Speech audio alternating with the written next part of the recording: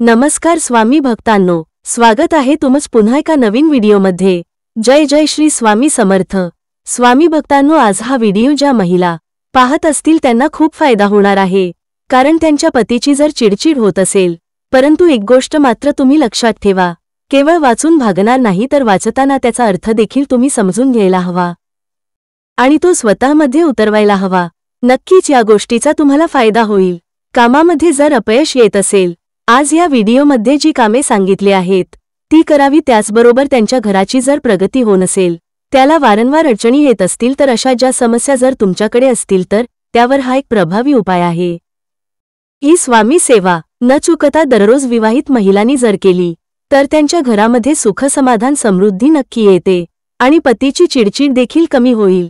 त्यांच्या कामांमध्ये येणाऱ्या अनेक अडचणी निघून जातील, त्यांची प्रगती होईल, व्यापार उद्योग धंदा यांना यश येईल। त्यामुळे स्त्रियांनी जर आजपासून आपल्या घरामध्ये हे वाचायला सुरुवात केली तर त्यांच्यावर स्वामींची कृपा होईल। ही एक स्वामींची सेवा आहे। जर विवाहित महिलांनी न चुकता मनोभावे आपल्या घरामध्ये हे वाचल तर पतीच्या कार्यामध्ये कोणतेही अडथळे नाही येणार। न चुकता संध्याकाळच्या वेळेस वाचा, ज्यावेळी आपण संध्याकाळची देवपूजा करतो त्यावेळी देवाला दिवा अगरबत्ती करून झाल्यानंतर आपल्याला वाचन करायचं। जर नियमित झाल तर आपल्या पतीची व आपल्या घराची देखील प्रगती होईल आणि पतीची होणारी चिडचिड देखील अत्यंत कमी होईल।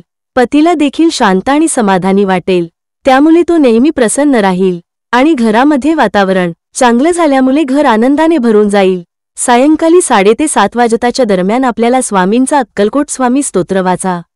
दररोज न चुकता एक वेळेस आपल्याला याच वाचन करायला काही समस्या किंवा अडचण आली तर याच वाचन नाही केल तरीही चालेल, मात्र इतर वेळेस न चुकता श्रद्धा विश्वास आणि भक्तीने आपल्याला स्वामींचा अक्कलकोट स्तोत्र न चुकता दररोज वाचायची आणि ही स्वामी सेवा खास करून विवाहित स्त्रियांनी नक्की करावी।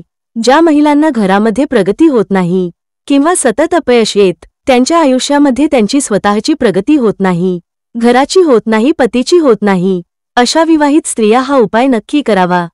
हा अक्कलकोट स्वामी स्तोत्र तुम्हाला पाठ झाला नाही तरी ठीक आहे, तो दररोज तुम्ही पाहून वाचला तरीही चालेल, मात्र न चुकता याच वाचन आपल्या घरामध्ये व्हायला हवं।